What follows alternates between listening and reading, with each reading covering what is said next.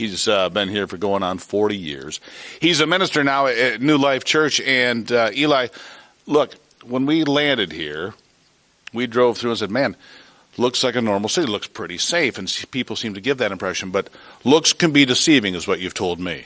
Yes, they are. Looks can be very deceiving. This place is, there's a lot of things that are going on here. If you know, and a lot of people say it's the most corrupted area in the whole nation, South Texas, but it does have its beautiful things here in our local area, but there's a lot of things that are going that are wrong. So you consider yourself, you do a lot of outreach for people in need, both here and in Mexico. So you have a relationship with the people that are coming across the border, some that go back.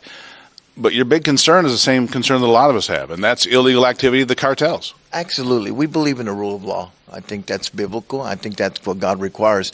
My job, my friend, is to go out there, feed them, take care of them, clothe them, share the gospel of Jesus Christ.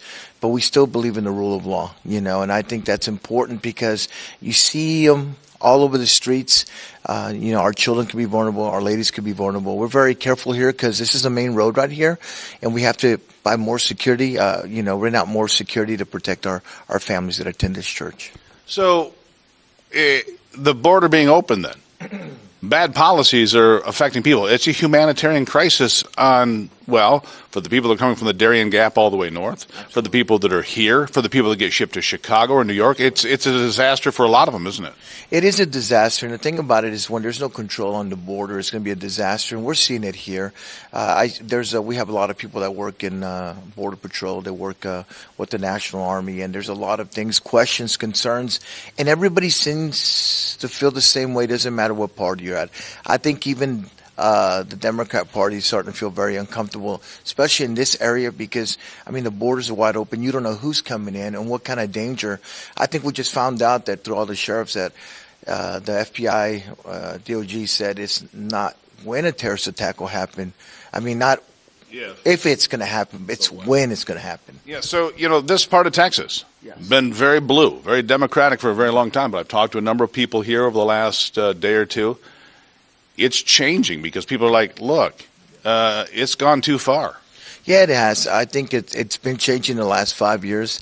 I really believe Hispanics are very conservative. We're very family orientated. We believe in principles that are so important, and we're seeing those principles violated and going out kind of wacko, and they're seeing it and they're saying, wait a minute, we don't want to be part of this. Yeah. Eli, you said at the top here, very law and order, and I agree with you. Whether it's the Roman Catholic Church or a Christian church like New Life here, Hispanics are very dedicated to faith and family and hard work. That's clear. But law and order seems to be where we've lost track. And so I want to ask you about this specific thing. I hear a lot of people say, hey, we need to overhaul immigration laws. And from my perspective, I think it'd be a pretty good start to enforce the laws we have. What say you?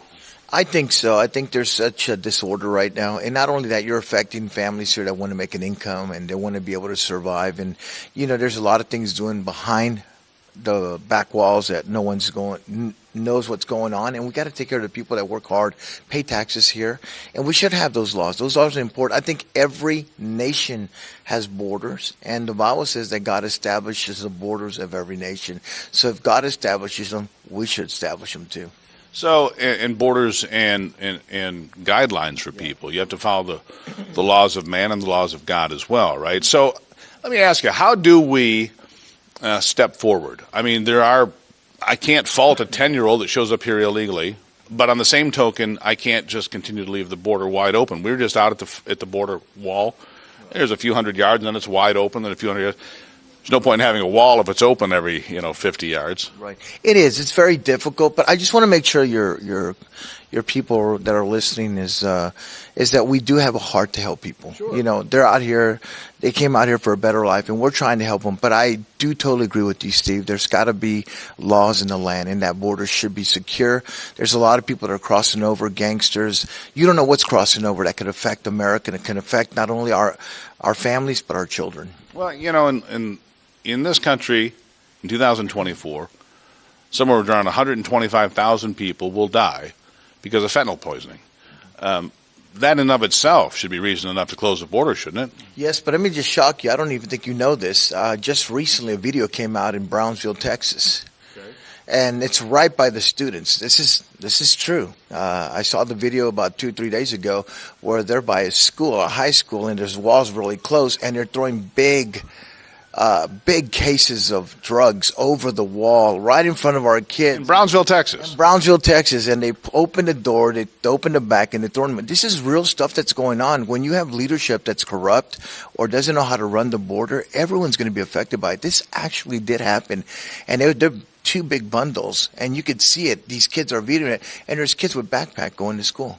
Do you think the folks here are going to continue to support the same politicians, or is it come to a point where people are finally going, we've had enough, we've had our fill, it's time for a change? I'm hoping so. I think it's time for us to really draw those lines, and I don't think not only the people here in the Rio Grande Valley are feeling it, and I think it's going to be a pressure for our local leaders to really step up, and even our Hidalgo County leaders to step up. But it's time, because we have to protect our borders. We have to protect the families.